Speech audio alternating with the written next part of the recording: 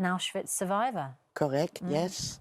And even more, I was liberated 75 years ago, Yes. which really saved my life. That moment, Eva, of liberation, put it into some kind of context for people who may be too young to really understand what the Holocaust was about. Well, you know, this was an enormous area of concentration camps, but Auschwitz, but women camp was Birkenau, and there were tens of thousands of people in inhuman conditions, without food, without clothing, in the winter, with illnesses, with lice, no toilets, no drinking water, in the hot summer, in the big snow, and you slept in a big bunk with 8 people.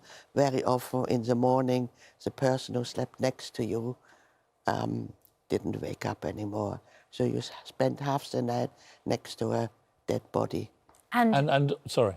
Well, and the constant threat, of course. I mean, you wake up next to dead bodies, but the constant threat and risk that you might be next. You might be sent to the gas chamber. Exactly. Or worked to death. My mother was actually, perhaps it was October. You know, we had no idea. Yes. She selected by Mengele to be gassed.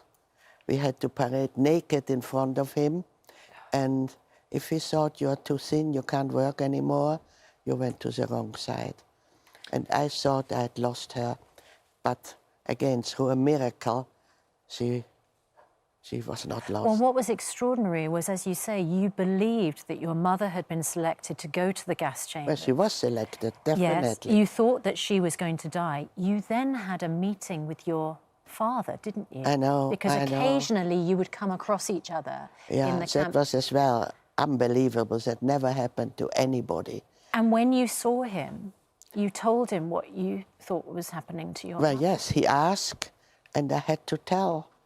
And, you know, this was, I think that was a very, very big blow to him.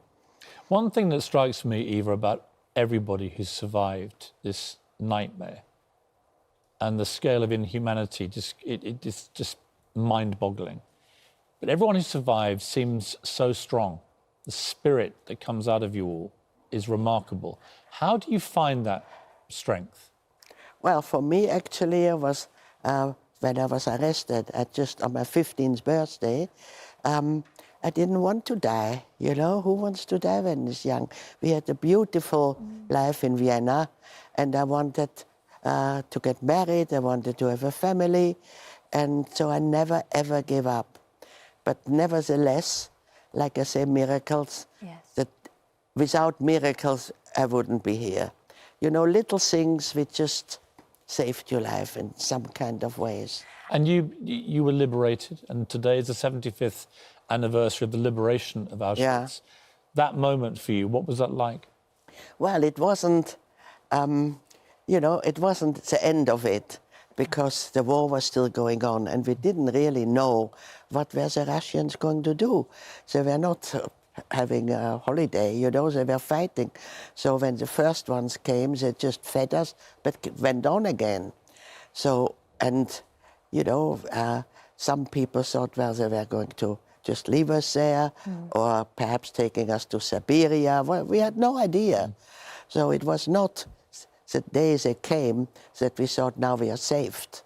So it took really many, many months, because they realized it was not safe to stay there.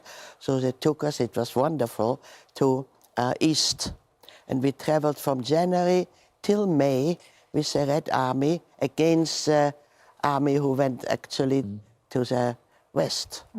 And, you know, they looked after us, they gave us Russian uniforms, they fed us, and then eventually we ended up in Odessa. And it wasn't only Auschwitz, they liberated all the camps in Poland. And that is really not known. And something I wanted to point out to you, you know, there are many pictures about the Russian liberating Auschwitz, and there's never any snow. And the snow was honestly that high. And so I have some connection with the Russian embassy, and I was there once, and I said, something puzzles me. Those photos are fakes, because there's no snow. And they said, well, yes, they are not fakes, but when the army came, they didn't have cameras, they didn't photograph. So only much later, when they realized we should have pictures of it, they took pictures like you see now. But this is definitely not in Auschwitz and not the liberation of Auschwitz. There were not that many people with clothes and children and no snow. Right, fascinating. So I think historically we should point this out. And get it right, yeah. To get it right. There are obviously many concerns today, not least back in Germany, but also here, Jewish people feeling under threat again from the rising tide of anti-Semitism. What do you feel about that? I must say I'm not in the least worried. Anti-Semitism is nothing new. We have been persecuted since ever. And, you know, it's not just Jews who are discriminated. It's the Muslims, it's the Christians as well. Just people who are not the same as you are.